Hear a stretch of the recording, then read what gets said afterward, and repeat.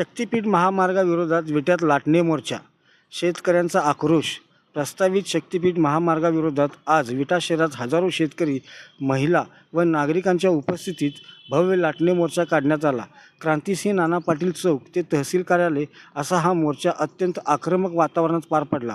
मोर्चादरम्यान शेतकऱ्यांनी आपल्या व्यथा मांडत सरकारविरोधात तीव्र संताप व्यक्त केला. शक्तीपीठ महामार्ग आम्हाला नको, आमच्या जमिनी वाचवा, शेतकऱ्यांचे अस्तित्व संपवू नका अशा घोषणांनी विटा शहर दणाणून गेले. अनेक महिला हातात लाटणे घेऊन आंदोलनात सहभागी झाल्या होत्या. यावेळी शेतकऱ्यांनी सरकारवर गंभीर आरोप करत सुपीक जमिनी कवडीमोल दराने संपादित केल्या जात असून त्यामुळे हजारो कुटुंबांच्या उपजीविकेचा प्रश्न निर्माण झाला असल्याचे सांगितले.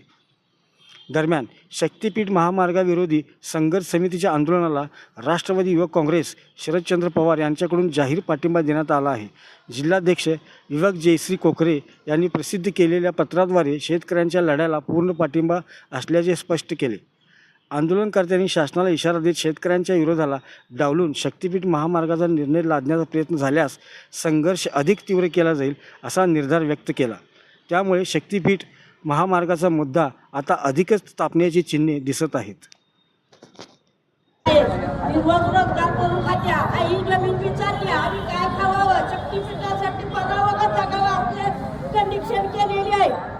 काय केलं पाहिजे काय नाही ते सांगा सरकारनं, नाही तर बाहेर या नाट्य आम्ही चोपायला सुरुवात करणार.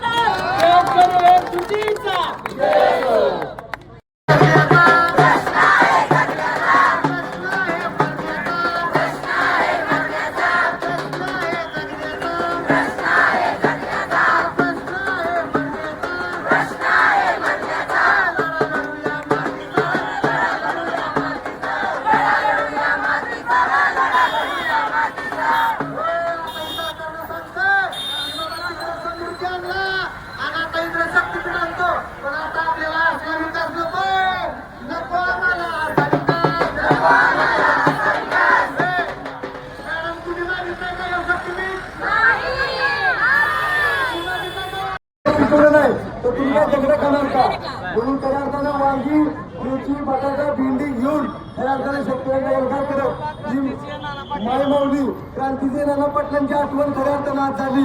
खऱ्या अर्थानं श्रीमंताच्या ताटामध्ये पंचपक्वान आहे आणि गरीब चटणी भाकरी करतोय, परंतु तू भुकेने मिळालेला आहे आणि ती जात अजीर्ण होऊन त्या ठिकाणी हॉस्पिटलमध्ये जात्या.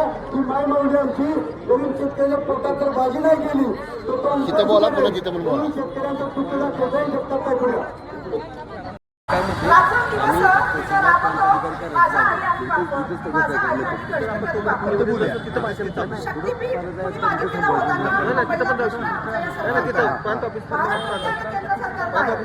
मैदान आहे बसतायला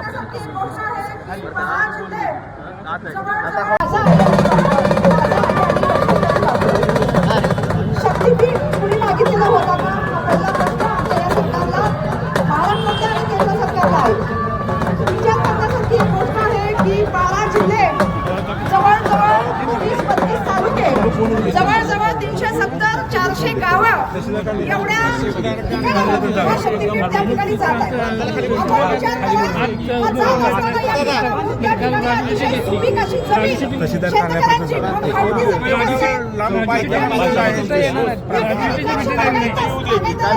ऊस असेल, अतिशय सुपीक अशी जमीन त्या ठिकाणी आपली जात आहे. पत्रकारांना मी सांगू इच्छिते, गेल्या काही दिवसामध्ये या ठिकाणी पालकमंत्र्यांनी सांगितलं की थोड्या दिवसामध्ये या ठिकाणी शेतकऱ्यांच्या रांगा लागतील आणि त्या ठिकाणी आपली शेती ही त्या ठिकाणी शक्तीपीठसाठी दिली जाईल.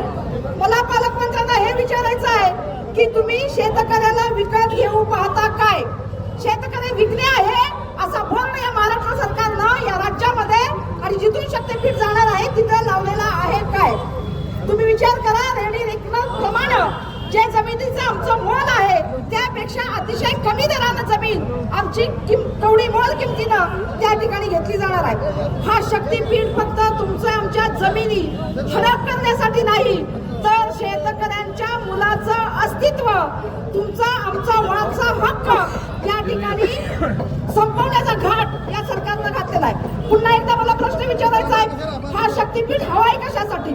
8 तासामध्ये नागपूरहून गोव्याला जायचंय कशासाठी? असा कोणता